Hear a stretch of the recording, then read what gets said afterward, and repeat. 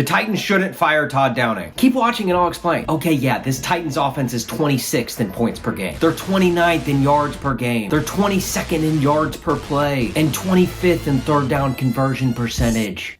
So what? Pretty sure none of those rankings are last. Huh? Plus, I hear very few of you pointing out the fact that this is the 6th best red zone offense in the NFL. So the 1 or 2 times this offense is getting to the red zone, they're usually scoring. So what if they have the best running back in the entire sport and still somehow rank in the bottom half of rushing offenses? Everyone knows that the shelf lives of running backs are like Twinkies, so they're definitely not wasting a year of Derrick Henry's prime. Having the best running back in the sport and still failing to have a top 5 rushing offense in the league? That'd be like having a really expensive mic and forgetting to plug it in for videos. Huh? It's not that dumb. But even still, everyone knows that you have to be wary of the number of carries you give your cowbell running back. Like for example, against Jacksonville, Derrick Henry put up a career best 96 yards in the first quarter. And then in the second half, he only managed to pick up 2. Not 2 as in 200 yards, but like 2 as in 2 yards.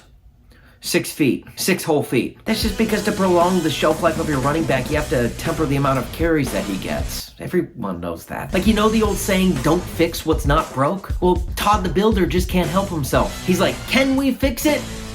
Probably not, but we're gonna try anyway. Because, you know, like, things can never be too fixed, you know? It's like, yeah, this is fixed, but is it fixed enough? But look, the lack of success isn't all Todd's fault, okay? It's not like he has a very laid out track record of regressing offensive numbers that I pointed out in a previous video this year. Todd Downing ain't it. If you go back and look at his one season as Raiders offensive coordinator, the franchise dropped in every major offensive statistic. They went from 6th to 17th overall, 7th to 23rd in points, and 6th to 25th in rushing yards. Oh, and Derek Carr just happened to put up his second worst season of his career. Now, let's look at this year.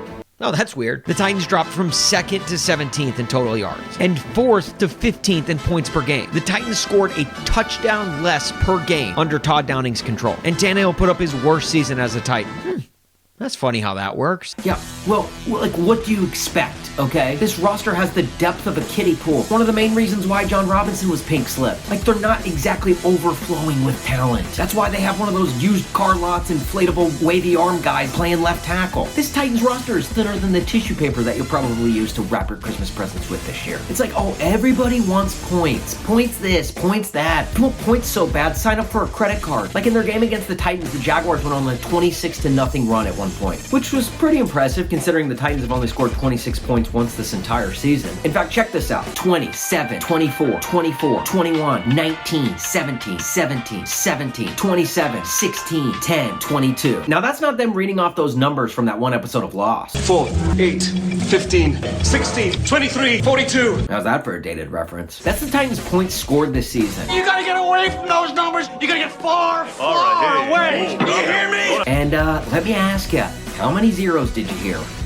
That's right, 0. Titans haven't been shut out this year, which I know probably feels like a lofty goal that they're aiming for, but it hasn't happened yet. And it's like, yeah, sure, they've only scored more than 30 points once in the last 22 games. Well, let me ask you this. Why is it golfers get praised for lowering their scores every week, but offensive coordinators can't? If anything, he's getting these guys ready to hit the links, which they'll do by mid-January. Now look, I know I may have been critical of Todd Downing in previous videos. Todd Downing is far from the heir of FedEx who preceded him. You know how I know? Because he doesn't deliver. I mean, when it comes to play callers, I'd rather have Todd from Wedding Crashers than Todd Downing. At least his play calls would be sexual and violent. I mean, I'd be okay with him drawing up plays with his canvas and easel on the sideline. You must be joking. At least he'd show more creativity than Downing. Oh, would that make you love me? But I've come around. And yes, he continues to make this offense worse and worse with each passing game and in turn, each passing season. But like, so what? And I mean, and if it sounds like I'm insane, it's because this team is driving me there. Unlike they did for Todd after Green Bay. No, you shut up. Every week they try the same thing over and over and over, and they expect different results. But who knows? Maybe eventually they'll get different results. I mean, Vrabel says it after every game. Players need to play better. Coaches need to coach better. I mean, never mind the fact as to whether or not the coaches can coach better.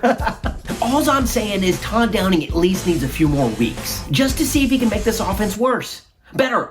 I said better. So look, I'm not asking the Titans to fire Todd Downing. Okay, that's the man's livelihood. I wouldn't want someone calling for my job. All I'm asking is for the Titans to revoke his key card access. Maybe take away his headset on Sundays. Okay, I don't know, something. But on behalf of literally every other team in the AFC, please don't fire Todd Downing.